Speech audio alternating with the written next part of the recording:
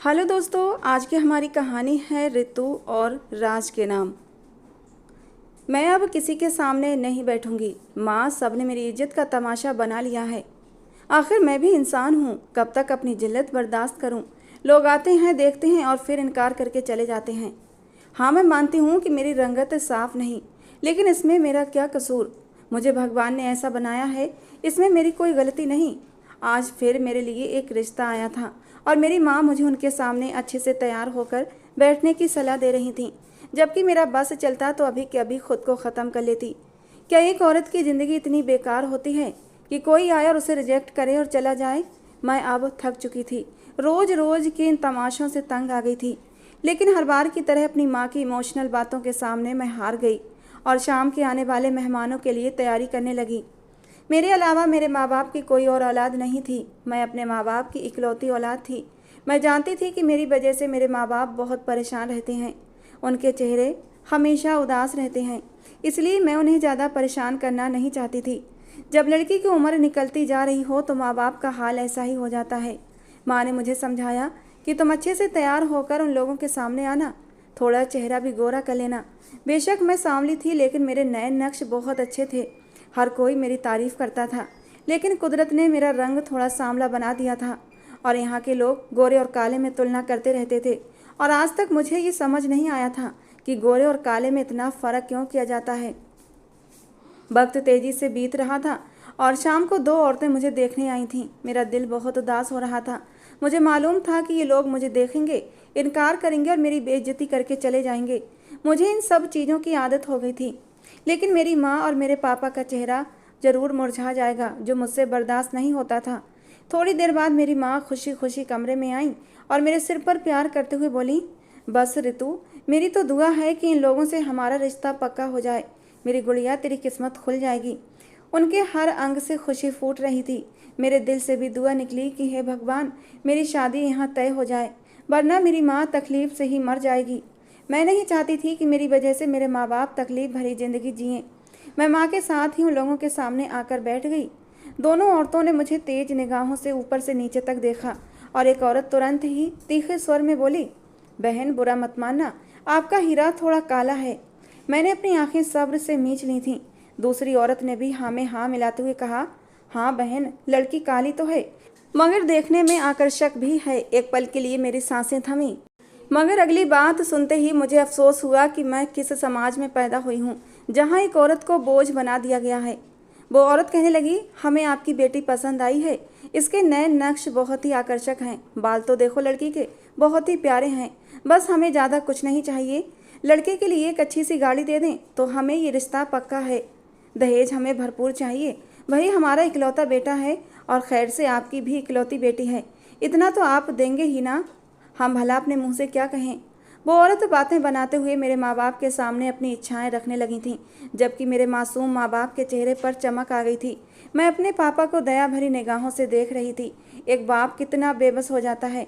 हालांकि मेरी उम्र सिर्फ 25 साल थी, लेकिन पापा को मेरी चिंता सताने लगी थी, क्योंकि मेरे साथ के परिवार में जितनी भी लड़कियां थीं उनकी शादियां हो चुकी थीं।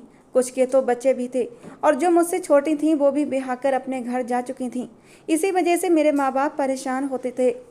माँ बाप ने तुरंत ही रजामंदी जाहिर कर दी और उन्हें और भी बढ़ावा देने लगे कि हाँ बहन, हम अपनी बेटी को बहुत सी चीज़ें देकर विदा करेंगे, आप परेशान मत हों। बस अगर ये रिश्ता आपको ठीक लगता है तो पक्का कर दें, और हमें तो आपका लड़का बहुत पसंद है। मेरे माँ बाप उन औरतों के सामने बिछे बिछे जा रहे थे। उनका बस नहीं चल रहा था कि उन औरतों की क्या क्या खातिरदारी कर दें कि वो अभी के अभी रिश्ता पक्का करके जाएं, जबकि वो दोनों औरतें अकड़ी गुरूर से भरी बैठी हुई थीं। जैसे वो लड़के वाली थीं तो उनके हाथ में सब कुछ था। वो खुद को किसी रियासत की राजा समझ रही थीं, जबकि मेरे माँ बाप उनकी नज़र में कोई गरीब भिखारी थे, क्योंकि वो एक लड़की के बाप थे। मेरी आंख से आंसू टूट कर गिरा था। मेरी माँ ने मुझे इशारे से अंदर जाने के लिए कहा। यकीनन वो मुझे उन औरतों के सामने ज़्यादा देर तक बिठाना नहीं चाहती थीं। माँ बाप भी एक दो बार उनके घर जा चुके थे और उसके बाद भी कई मेहमान हमारे यहाँ आए थे। थोड़े ही दिनों में रिश्ता पक्का कर दिया गया था और शादी की तैयारियां भी शुरू हो गईं। मुझे पता था कि मेरे पापा के पास बहुत ज़्यादा दहेज देने के लिए कोई साधन नहीं है, और अब मुझे मालूम था कि वो मेरे लिए जगह जगह जाकर उधार मांगेंगे और फिर सारी ज़िंदगी कमा कमा कर उस उधार को चुकाएंगे। मेरा दिल करता कि मैं अपने आप को ही ख़त्म कर लूँ। एक बेटी के लिए ये वक्त बहुत मुश्किल वक्त होता है। खैर, शादी का दिन भी सिर पर आ पहुँचा था। मेरा दिल आज और दिनों की तुलना में बहुत ज़्यादा उदास था। मैं वैसे भी ज़्यादा खुश रहने वाली लड़की नहीं थी, जरा सी तकलीफ पर ही उदास हो जाती थी। लेकिन आज तो माँ बाप का आंगन छोड़कर जा रही थी, इसलिए तकलीफ हद से ज़्यादा थी। मेरी माँ ने मुझे बाहर तैयार होने के लिए नहीं भेजा था। उनका कहना था कि आराम से तुम घर पर ही तैयार हो जाओ, पार्लर जाओगी तो फिर लाने के मसले होंगे, तुम्हारे पापा काफ़ी परेशान हैं। माँ की इच्छा के आगे मैंने अपना सिर झुका दिया था। पार्लर वाली ने काफ़ी कुशलता से मेरा मेकअप किया था। आकर्षक नए नक्श को उसने और भी खूबसूरत बना दिया था। दुल्हन बनकर मुझ पर बहुत रूप आया था। सभी मुझे देखकर हैरान थे कि मैं इतनी खूबसूरत कैसे लग सकती हूँ। और जब सबकी बातें सुनकर मैंने भी खुद को आईने में देखा तो हैरान रह गई। वाकई भगवान ने मुझे बहुत खूबसूरत बनाया था और इसका अंदाज़ा मुझे अब अच्छे से हो गया था। मैंने बेझिझक अपने भगवान का शुक्र अदा किया कि उसने मुझे कम से कम पूरा तो बनाया है। नहीं तो दुनिया में ऐसे भी लोग हैं जो चलने फिरने के लिए भी दूसरों के ऊपर आश्रित रहते हैं।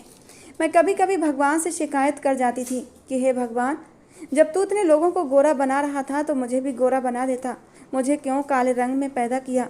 मगर आज मैं अपने भगवान का धन्यवाद कर रही थी कि भले ही उसने मुझे सांवली रंगत दी थी, लेकिन मेरे नए नक्श बहुत ही प्यारे थे और भगवान ने मुझे हर अंग के साथ पैदा किया था, ना कि दूसरों के ऊपर आश्रित होने के लिए। इसलिए मुझे अब सुकून था। थोड़ी देर बाद ही बारात आ गई थी। मेरा दिल अजीब से एहसास से धड़क उठा था। आज मेरी शादी थी। इस दिन के लिए मैंने बरसों से काफ़ी इंतज़ार किया था। बहुत सारे लोग मेरी शादी से खुश थे। अपने बाप से एक बेटी को अलग करना बहुत मुश्किल होता है। मैं इन्हीं सब चीज़ों के बारे में सोच रही थी कि अचानक मेरी माँ रोते हुए कमरे में आई। उन्हें रोता देखकर मेरी सांसें थम गई थीं। वो ज़ोर ज़ोर से चीखें मार मार कर रो रही थीं। मैं तुरंत अपनी जगह से उठी और माँ को थामते हुए बोली, माँ क्या हुआ है? सब ठीक तो है ना? आप इस तरह क्यों रो रही हैं? पापा ठीक तो है ना? मुझे सबसे पहले अपने पापा का ख्याल आया था, जबकि वो अपना माथा पीटते हुए बोली, ऋतु सब बर्बाद हो गया। मेरी बच्ची, तेरा नसीब कैसा है? वो रोते रोते मेरे गले लग गईं, जबकि मैं हक्का बक्का उन्हें देख रही थी कि अचानक उन्हें क्या हो गया है और वो ऐसी बातें क्यों कर रही हैं। और फिर उन्होंने मेरा चेहरा थाम कर जो बात कही उसने मेरी रूह कँपा कर रख दी थी। उनका कहना था कि तेरी बारात लौट गई है। उन लोगों ने ज़्यादा दहेज की मांग कर दी थी और हम वो मांग पूरी नहीं कर सके, इसलिए वो लोग बारात लेकर वापस चले गए हैं। माँ की बात सुनकर मैं एक झटके से उनसे अलग हुई थी और उन्हें हैरानी से देखने लगी। मैं बोली, नहीं माँ, ऐसा नहीं हो सकता। वे लोग हमारे साथ ऐसा जुल्म नहीं कर सकते। मेरा हाल ऐसा था कि मैं अभी पागल हो जाऊंगी। इतने वक्त तक मैंने शादी का इंतज़ार किया और आखिर में मुझे क्या मिला? दुल्हन बनाकर वो इंसान मुझे अकेला ही यहाँ छोड़ गया था। मैं रोते रोते ज़मीन पर बैठ गई। कमरे में मौजूद सभी औरतें मुझे दया भरी निगाहों से देख रही थीं। मेरी माँ का हाल भी मुझसे अलग नहीं था। भला वो घर किस हाल में होगा जिसके घर में शादी हो और उसकी बेटी की बारात लौट जाए। हमारा खुशियों से भरा एकदम शोक बन गया था। मुझे तुरंत ही अपने पापा का ख्याल आया। मैं जल्दी से उल्टे पाँव कमरे से बाहर आई। वो सिर थामे स्टेज पर बिल्कुल चुप बैठे थे। मेरे ताया, चाचा और मेरे कजन्स उनके पास ही खड़े थे। मैं दौड़कर अपने पापा के पास आई और उनके घुटने पर हाथ रखते हुए रोते हुए बोली, पापा कुछ नहीं हुआ है, सिर्फ एक बारात ही तो लौटी है। आप इतना परेशान क्यों होते हैं? मैं आपके साथ हूँ, हम सब कुछ ठीक कर लेंगे। आप मत रोइए, सब ठीक हो जाएगा। मेरी हालत ऐसी थी जैसे काटो तो बदन में खून नहीं। अपने पापा को इस हाल में देखकर मेरा दिल चाहता था कि ज़मीन फटे और मैं उसमें समा जाऊँ। मेरे पापा के कंधे झुके हुए थे। मैंने हमेशा उन्हें सीना तान कर चलते देखा था, लेकिन आज वो बहुत ही बेबस लग रहे थे। उन्होंने कांपते हुए हाथों से मेरे सिर पर अपना झुर्रियों वाला हाथ रखा और मेरी आंखों में झांकते हुए बोले, मेरी बेटी, मुझे माफ़ कर देना, मैं तुम्हारे लिए कुछ नहीं कर सका। हाँ, मैं मानता हूँ कि उन लोगों की मांगें हमारी हैसियत से ज़्यादा थीं, लेकिन मुझ पर यह ज़रूरी था कि मैं अपनी बेटी के लिए सारी तैयारियाँ करता। लेकिन मैं एक गरीब इंसान हूँ, मैं इतना दहेज इकट्ठा नहीं कर पाया। मेरे पापा की आंखें झुकी हुई थीं और उनकी आंखों से लगातार आंसू बह रहे थे। सब लोग हमें तरस भरी नज़रों से देख रहे थे। मेरी मम्मी भी बाहर आ गई थीं। अचानक एक औरत पापा के पास आई और उनकी तरफ देखकर बोली, भाई साहब, हम आपसे एक ज़रूरी बात करना चाहते हैं, लेकिन अकेले में। पापा ने हैरत से उस औरत को देखा। वो मेरे ससुराल वालों की तरफ से ही थी, लेकिन वो अभी तक क्यों नहीं गई थी? मम्मी और पापा ने एक दूसरे की तरफ देखा और तुरंत अपनी जगह से खड़े हो गए। क्या पता मामला बन जाए और मेरी विदाई हो जाए। एक पल के लिए मेरा दिल भी खुशी से धड़कने लगा था, क्योंकि मैं अपने माँ बाप को और ज़्यादा दुखी देख नहीं सकती थी। मैं ही जानती थी कि मेरा दिल खून के आंसू रो रहा था। मम्मी पापा उस औरत के साथ अंदर कमरे में चले गए। वो औरत देखने में काफ़ी अमीर भी लग रही थी। उसने काली साड़ी पहन रखी थी और ख़ुद को बहुत ही खूबसूरती से सजा रखा था। मैं बाहर ताया और चाचा के पास बैठी उनके बाहर आने का इंतजार कर रही थी। वक्त बीतता जा रहा था, लेकिन वो तीनों अंदर ही बंद थे। पता नहीं कौन से मुद्दे पर चर्चा कर रहे थे कि उनकी बातें ख़त्म होने का नाम ही नहीं ले रही थीं। बाहर मौजूद लोगों की अजीब अजीब निगाहें मुझे ज़मीन में गाड़ने के लिए काफ़ी थीं। थोड़ी देर बाद कमरे का दरवाज़ा खुला। मम्मी और पापा और वो औरत कमरे से बाहर आए। सीधा मेरी माँ मेरे पास आई और मुझसे हाथ से पकड़कर मुझे कमरे में ले गईं। मैंने हैरानी से उनकी ओर देखा और सवाल किया, क्या हुआ मम्मी, सब ठीक तो है ना? आप मुझे थोड़ी उलझन में लग रही हैं। कमरे में क्या बात हुई है? अचानक मेरी माँ मेरे पैरों में बैठ गई और मेरे आगे हाथ जोड़ते हुए बोली, आज मेरा और अपने पापा का मान रख लो। हमने तुम्हारी शादी उनके बेटे से तय कर दी है। हम नहीं चाहते कि तुम्हारी बदनामी हो। अगर एक लड़की की बारात वापस चली जाए तो सारी ज़िंदगी के लिए उस पर दाग लग जाता है। उसकी बारात फिर कभी नहीं आती और हम ये बर्दाश्त नहीं कर सकते कि हमारी बेटी किसी भी दाग के साथ ज़िंदगी गुजारे। मैंने गहरी सांस ली और मम्मी की तरफ देखा। मैंने कहा, मम्मी, लेकिन इसमें हाथ जोड़ने की क्या बात है? ये तो खुशी की बात है कि मेरी शादी हो रही है। मुझे कौन सा उससे इश्क था जो मैं उसके लिए रोना धोना मचाऊं? अगर ऐसा कुछ था तो आपको हाथ जोड़ने या यहाँ बैठने की ज़रूरत नहीं थी। आप तो मेरी माँ हैं। आपका मुझ पर पूरा हक है। आप एक बार बस हुक्म करें। आपने मुझे पैदा किया है, आप मेरा अच्छा बुरा जानती हैं। मगर मेरी माँ अब चुप थीं। उनकी चुप्पी मुझे तकलीफ़ दे रही थी। उनकी चुप्पी में क्या राज छुपा था मैं नहीं जानती थी। मैंने अपनी तरफ से सहमति दे दी और मम्मी चुपचाप कमरे से बाहर चली गईं। थोड़ी देर बाद मेरी ताई और मेरी बुआ की बेटियां आईं और मुझे पकड़कर बाहर ले आईं। लेकिन सामने का नज़ारा देखकर मुझे अब अपना आप सही में बेकार महसूस हुआ। क्या मेरे माँ बाप मेरे साथ ऐसा भी कर सकते थे? मैंने कभी ख्वाब में भी नहीं सोचा था, क्योंकि सामने एक व्यक्ति बैठा हुआ था और वो व्यक्ति ना तो सोफे पर था और ना ही ज़मीन पर, बल्कि वो एक व्हील चेयर पर मौजूद था। यानी वो अपाहिज था, विकलांग था और मेरी शादी एक विकलांग व्यक्ति से कराई जा रही थी। मेरा पूरा शरीर झटकों की जद में आ चुका था। मेरी कजिन्स मुझे आगे लेकर चलना चाहती थी, लेकिन मैं एक कदम भी आगे नहीं बढ़ा पा रही थी। मेरी माँ को एहसास हुआ कि मैं नहीं हिल रही तो वो तुरंत मेरे पास आईं और मुझे पकड़ते हुए बोली, अपने पापा की इज्जत की लाज रख लो। भगवान के लिए कोई भी बदतमीजी करने की ज़रूरत नहीं है। अगर ये बारात भी वापस चली गई तो हम किसी को मुंह दिखाने के काबिल नहीं रहेंगे। मैंने अपनी माँ को अविश्वास से देखा। क्या वो पागल हो गई थी? उन्हें समझ नहीं आ रहा था कि वो क्या कर रही थी। मेरे पास कहने को कुछ भी नहीं था। मम्मी के हुक्म के आगे मैंने चुपचाप सिर झुका दिया। अगर मैं यहाँ भी मना कर देती और कमरे के अंदर वापस चली भी जाती तो मेरे पापा की इज्जत दो कौड़ी की रह जाती। मेरे पापा भी आस भरी निगाहों से मुझे देख रहे थे और बचपन से लेकर अब तक उन्होंने मेरे लिए जितना कुछ किया था उसका बदला मुझे इस तरह चुकाना था। इसलिए मैंने सिर झुका दिया। पंडित जी जैसे जैसे शादी के मंत्र दोहरा रहे थे, मेरा दिल चाह रहा था कि उसी वक्त ज़मीन फट जाए और मैं उसके अंदर चली जाऊं। मैंने जिस तकलीफ़ के साथ अपने बराबर में बैठे राज को अपनी ज़िंदगी में कबूल किया था, ये मैं और मेरा भगवान ही जानते थे। मुझे लगा था कि अभी सिर्फ शादी होगी और विदाई बाद में होगी, क्योंकि जो कुछ भी मेरे साथ हुआ था और जिस तरह अचानक मेरी शादी हुई थी, मेरा पूरा शरीर हिला हुआ था। मेरा दिमाग इस बात को स्वीकार नहीं कर पा रहा था। इसीलिए मुझे लगा शायद मेरे माँ बाप मुझे संभलने के लिए थोड़ा सा वक्त देंगे। लेकिन मम्मी पापा की रजामंदी से मुझे उसी पल राज के साथ विदा कर दिया गया। मुझे अपने बराबर में बैठे इंसान से नफरत महसूस हो रही थी, जिसने मेरी मजबूरी का फ़ायदा उठाकर मुझे अपनी पत्नी बनाया था। उसकी आंखें झुकी हुई थीं, शायद वो भी शर्मिंदा था। मैंने भीगी आंखों से अपने माँ और अपने बाप के चेहरे को देखा, जो बहुत लाचार लग रहे थे। मैं अपने पापा के सीने से लगी, जबकि उन्होंने मेरे कान में धीरे से कहा, मेरी परवरिश का मान रखना। मैं मानता हूँ तुम्हारी शादी एक अपाहिज से हुई है, लेकिन मेरे फैसले को गलत मत ठहराना। ये लड़का दिल का बहुत अच्छा है। इसने हमारी उस समय मदद की जब सबने हमारा साथ छोड़ दिया। तुम भी इसके साथ मोहब्बत वाला व्यवहार रखना। भगवान ने चाहा तो देखना खुशियाँ तुम्हारे कदम चूमेंगी। तुम्हारी ज़िंदगी में कोई दुख नहीं आएगा। ये कहकर वो मुझसे अलग हुए और अपने भाई के पास जाकर खड़े हो गए, जबकि मुझे एक बार फिर रोना आ गया। क्या पापा के लिए सिर्फ मेरी शादी ही ज़रूरी थी? मेरे जज्बात, मेरे एहसास कहाँ गए थे? क्या उन्हें मेरी परवाह नहीं थी? मैंने चुपचाप मम्मी से मिलकर उनके साथ विदा ले ली। वो अपनी माँ के साथ ही था। शायद उन लोगों के साथ आना किसी ने भी ज़रूरी नहीं समझा था। मैं अभी तक ये नहीं जानती थी कि मेरे ससुराल वालों से उनका क्या संबंध है। एक लंबे सफ़र के बाद हम लोग मेरे पति के घर पहुँचे। वो घर काफ़ी खूबसूरती से बना हुआ था। राज काफ़ी अमीर था। मैं उसके घर को देखकर इतना तो जान गई थी। घर में दाखिल होते ही मेरा स्वागत बहुत ही शानदार तरीके से किया गया था। उसकी माँ मेरे आगे पीछे हो रही थी, मगर मुझे उन दोनों से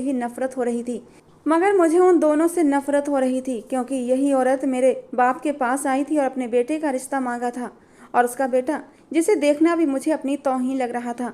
नौकरानी ने मुझे मेरे पति के कमरे में पारंपरिक दुल्हनों की तरह बिठा दिया था। नौकरानी के कमरे से जाते ही मैं गुस्से से बिस्तर से उठी और अपने गहने नोच नोच कर फेंकने लगी। तभी कमरे का दरवाज़ा खुला और राज अपनी व्हील चेयर के साथ कमरे में दाखिल हुआ। उसे सामने देखकर मुझे अपने शरीर में लावा सा फूटता महसूस हुआ। वो मेरी तरफ देखते हुए काफ़ी परेशान अंदाज में बोला, क्या हुआ है आपको? इस तरह क्यों बर्ताव कर रही हैं? जानू, सब ठीक तो है ना? जबकि मैं गुस्से से चिल्लाई, मैं तुम्हारी जानू नहीं हूँ, मेरा नाम ऋतु है, मुझे मेरे नाम से पुकारो। मेरे साथ ज़्यादा बकवास करने की ज़रूरत नहीं है। बोलते बोलते मेरा अंदाज दुखी हो गया था। मैं किसी भी सूरत में इस अपाहिज को अपनी ज़िंदगी में कबूल नहीं कर सकती थी। मुझे अपने कॉलेज के दिन याद आ रहे थे। अक्सर हम दोस्त बैठकर एक दूसरे के भविष्य के बारे में बातें किया करते थे। तो मैं हंसकर कहती कि मेरा तो जो पति होगा वो बहुत ही खूबसूरत होगा। उसकी चौड़ी कदकाठी होगी, लंबा कद होगा, और मैं किसी भी यूं ही आम से इंसान से शादी नहीं करूँगी। और आज मेरे सारे सपने टूट गए थे। जो व्यक्ति मेरे नसीब में आया था वो तो ठीक से चल भी नहीं सकता था। यह एहसास ही मुझे ख़त्म करने के लिए काफ़ी था। वो और कुछ कहता उससे पहले ही मैंने नफ़रत से मुंह फेर लिया था और जल्दी जल्दी अपने गहने उतार कर बाथरूम में घुस गई थी। शायद उसके कुछ अरमान थे जो वो मुझसे पूरा करना चाहता था, लेकिन मैंने रुकना ज़रूरी नहीं समझा। थोड़ी देर बाद जब मैं बाथरूम से बाहर आई तो वो बिस्तर पर लेटा हुआ था। उसकी व्हील चेयर बिस्तर के पास ही थी। शायद उसे इन सब चीज़ों की आदत थी, इसीलिए उसे मेरी ज़रूरत नहीं पड़ी। और मैंने भगवान का धन्यवाद किया, क्योंकि मैं किसी भी अपाहिज व्यक्ति की गुलामी नहीं कर सकती थी, और वो भी ऐसे व्यक्ति की जिसे मैं एक पल भी देखना पसंद नहीं करती थी। मुझे थोड़ी ही देर हुई थी कि अचानक मैंने अपने पेट पर मर्दाना हाथ का स्पर्श महसूस किया। यकीनन वो मेरे करीब आने की कोशिश कर रहा था और गुस्से के मारे मेरा पूरा शरीर कांप उठा था। उसकी हिम्मत भी कैसे हुई मेरी मर्जी के बिना हाथ लगाने की। मैंने झटके से उसे अपने आप से दूर किया और गुस्से से चीख पड़ी कि मेरी इजाज़त के बिना अगर तुमने मुझे छूने की कोशिश भी की तो मैं तुम्हारा हाथ तोड़ दूंगी। मेरे करीब आने की हिम्मत भी मत करना। जबकि वो मुझे हैरानी भरी नज़रों से देख रहा था। कहने लगा, ऋतु, क्या हो गया है आपको? इस तरह बर्ताव क्यों कर रही हैं? मेरा क्या कसूर है? मैं आपका पति हूँ और कुछ हक हैं जो आप पर मेरे फ़र्ज हैं। मैं आपका पति हूँ, शादी हुई है हमारी और आज हमारी सुहागरात है। उसकी बात सुनकर मैं एक जख्मी सी हंसी हंसी थी। मैंने कहा, सुहागरात माई फुट, मेरे करीब आने की हिम्मत भी मत करना। मैं जब तुम्हें अपना पति मानती ही नहीं तो किस बात की सुहागरात? उसकी आंखों में मेरे लिए सवाल ही सवाल थे, जबकि मैं बेझिझक बोली, मेरी मजबूरी का फ़ायदा उठाकर तुमने मुझसे शादी की है। तुम्हें जरा भी ख्याल नहीं आया कि तुम एक अधूरे इंसान हो और मैं एक पूरी लड़की। जबकि वो बिल्कुल चुप था। उसकी आंखें झुक गईं और मैंने नफ़रत से मुंह फेर लिया और सो गई। उसने दोबारा मेरे करीब आने की हिम्मत नहीं की। मुझे मालूम था कि कोई भी इंसान इतनी बेइज्जती के बाद मेरे करीब नहीं आएगा, मगर आधी रात को मुझे किसी की घुटी घुटी सिसकियों की आवाज़ आई। मैं घबराकर अपनी जगह से उठ बैठी। बराबर में राज मौजूद नहीं था। एक पल के लिए मेरा दिल डर गया। क्या राज अकेले में बैठकर रो रहा था? क्या उसे मेरी बातें इतनी बुरी लगी थीं? क्या मुझे उसे ये सब नहीं बोलना चाहिए था? ऐसे कई सवाल मेरे दिमाग में घूमने लगे और इन सब का जवाब एक ही आया था, ऋतु, तुम बहुत बेरहम हो। तुम्हें इस तरह से उस बेचारे का दिल नहीं तोड़ना चाहिए था। अगर तुम उसे करीब नहीं आने देना चाहती थीं तो तुम उससे आराम से बात कर सकती थीं। उसे अपाहिज होने का ताना नहीं देना चाहिए था। लेकिन पल भर में ही मेरे दिमाग ने इस बात को इनकार कर दिया कि ऐसे व्यक्ति के लिए जो मेरी मजबूरी का फ़ायदा उठाए, ऐसे ही शब्दों का प्रयोग ज़रूरी है। फिर भी मैं बेचैन हो गई थी। मुझे एक पल के लिए भी नींद नहीं आई। वो सिसकियाँ मेरे दिल को चीर रही थीं और थक हार कर मैं अपने बिस्तर से उठी और कमरे में बने ड्रेसिंग रूम में दाखिल हुई। वो बाकी व्हील चेयर पर बैठा हुआ घुटी घुटी आवाज़ में रो रहा था। मैं धीरे धीरे चलती हुई उसके पास आई और उसकी तरफ देखते हुए बोली, क्यों रो रहे हो आप? ऐसा भी क्या कह दिया मैंने? उसने भीगी हुई आंखों से मुझे देखा और धीमी आवाज़ में बोला, नहीं, मैं आपकी बातों से नहीं रो रहा। रोने की वजह से उसकी आवाज़ भारी हो चुकी थी। मैं उसके पास बैठ गई और उसके सामने हाथ जोड़ते हुए बोली, मुझे माफ़ कर दो, मैंने तुम्हारा दिल दुखाया है, लेकिन ये हकीकत है कि तुमने मेरी मजबूरी का फ़ायदा उठाया। मैं तुम्हें माफ़ नहीं करूँगी। मेरी बात सुनकर वो बेबस होकर बोला, ऐसी बात नहीं है, मैंने आपकी मजबूरी का फ़ायदा नहीं उठाया, बल्कि आप तो भगवान का धन्यवाद करें कि आप उन जैसे लालची और दरिंदे लोगों से बच गई हैं। वो अच्छे लोग नहीं हैं।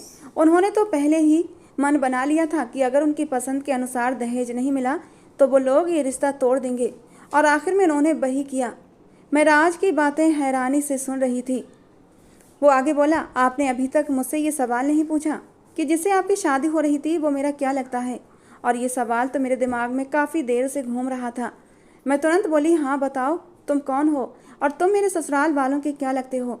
और फिर जो बात उसने मुझे बताई, मैं हैरान रह गई। क्या कोई व्यक्ति इतनी बड़ी कुर्बानी दे सकता है? उसका कहना था कि वो लड़का जिससे तुम्हारी शादी हो रही थी वो कोई और नहीं बल्कि मेरा सगा भाई है। हम एक ही बाप की औलाद हैं, बस हमारी माएँ अलग हैं। मेरी माँ मेरे पापा की पहली पत्नी है। मेरे मामा बहुत अमीर हैं। उन्होंने ही मेरी माँ को आज यहाँ तक पहुँचाया है कि हमने अपनी एक कंपनी खड़ी कर ली। मेरे पापा हमसे मिलना नहीं चाहते। उनका कहना है कि मेरी माँ ने अपने भाइयों से पैसा लेकर उन्हें नीचा दिखाया है। हालांकि जो कर्ज हमने लिया था वो हम अपने मामा को लौटा चुके हैं, मगर पापा को हमसे बिल्कुल भी लगाव नहीं। वो अपनी दूसरी पत्नी और बच्चों में ही मगन रहते हैं। मैं बचपन से ही अपाहिज नहीं था। एक बार मेरा बहुत ख़तरनाक एक्सीडेंट हो गया था, जिसकी वजह से मैं चलने फिरने से भी मजबूर हो गया। माँ ने बहुत हाथ जोड़े, पापा जी से बहुत मिन्नतें की कि मेरा ऑपरेशन करवा दें, लेकिन उन्होंने नहीं सुना और मैं व्हील चेयर पर आ गया। अब पैसे तो हैं, लेकिन मुझ में हिम्मत नहीं कि मैं ऑपरेशन करा सकूं, क्योंकि डॉक्टर्स का कहना है कि इस ऑपरेशन के बीच मेरी जान भी जा सकती है, क्योंकि इस ऑपरेशन के वक्त बहुत दर्द होता है और इन्फेक्शन का भी खतरा रहता है। उसकी सारी बातें सुनकर मैं बेबस होकर बोली, मुझे अभी तक एक बात समझ नहीं आई, उन लोगों ने मेरे साथ ऐसा क्यों किया? मुझे लगता है कि उन्होंने मेरी किसी चीज़ का बदला लिया है। हालांकि मेरे पापा ने उनकी डिमांड के मुताबिक सारा दहेज बना दिया था, लेकिन फिर भी उन्होंने मना कर दिया। आखिरी वक्त पर बारात वापस ले गए। और फिर जो बात उसने मुझे कही वो सुनकर मैं बिल्कुल चुप हो गई और खामोशी से कमरे में आकर लेट गई। उसका कहना था कि मैं आपको पसंद करता था, मैंने आपको एक मार्केट में देखा था और मैंने अपनी माँ से शादी की इच्छा जताई थी। न जाने ये बात उन लोगों तक कैसे पहुँच गई और वो लोग आप तक पहुँच गए और रिश्ता डाल दिया। आपके माँ बाप ने भी तुरंत वो रिश्ता कबूल कर लिया। आखिरी मौके पर वो रिश्ता तोड़ दिया, क्योंकि मेरे भाई की ख्वाहिश है कि उसकी जो दुल्हन हो वो बहुत खूबसूरत हो, जबकि वो गिरा हुआ नीच इंसान खूबसूरती देख ही नहीं सकता। उसे बस उस चमड़ी गोरी चाहिए, मन की सुंदरता उसे समझ नहीं आती। वो एक तंद्रा में बोल रहा था। मैं तुरंत वहाँ से उठकर कमरे में आ गई थी। मेरा हाल बहुत बुरा था। क्या मेरी शादी टूटने की वजह ये शख्स था?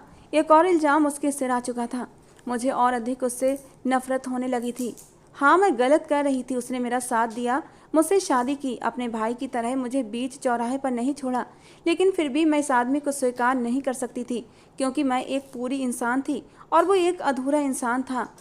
वक्त तेज़ी से गुजर रहा था। ये बात सच थी कि वो मेरा बहुत ख्याल रखता था। मेरी छोटी छोटी चीज़ों का इतना ख्याल रखता कि मैं हैरान रह जाती। उसकी माँ भी मुझसे बहुत प्यार करती थी। मैंने उस औरत से कभी कोई बैर नहीं रखा। मेरा सिर्फ़ और सिर्फ झगड़ा अपने पति से था। हालांकि उसने मुझसे सच बता दिया था कि वो मुझसे प्यार करता है, फिर भी मैं इस सच को स्वीकार नहीं कर पा रही थी। आज संडे का दिन था। वो दोनों माँ बेटे ऑफिस नहीं गए थे। मेरी सास भी ऑफिस जाती थी। घर में नौकरों के साथ बस मैं ही होती थी। मुझे किसी चीज़ की कोई पाबंदी नहीं थी।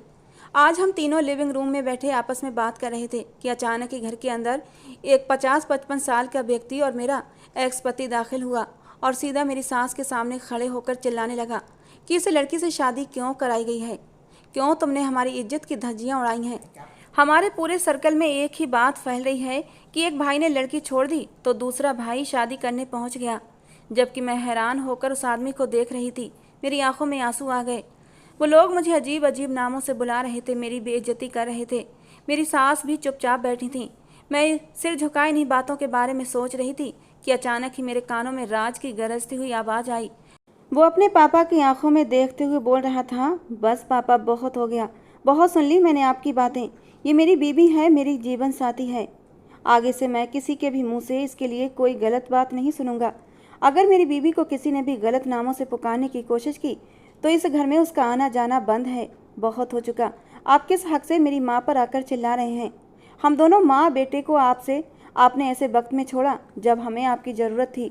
तो अब आप कोई नहीं होते हमारे फैसले पर आकर आवाज़ उठाने वाले। अपने इस 2 कौड़ी के बेटे को लेकर यहाँ से चले जाइए, जिसको एक औरत की इज्जत तक करनी नहीं आती, जिसको ये एहसास नहीं कि एक गरीब की बेटी को दुल्हन बना छोड़ना कितना बड़ा पाप होता है।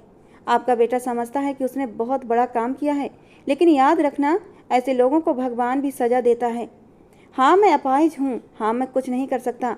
हाँ, मैं आपके बेटे के सामने खड़े होकर उसके साथ लड़ नहीं सकता, लेकिन फिर भी मैं अपनी बीवी के लिए किसी के मुंह से एक शब्द भी बर्दाश्त नहीं करूँगा। मैं और मेरी सास हैरान होकर राज को देख रहे थे, जिसका बस नहीं चल रहा था कि वो अभी व्हील चेयर से खड़े हो जाए और अपने पापा और अपने सौतेले भाई को धक्का मारकर घर से बाहर निकाल दे।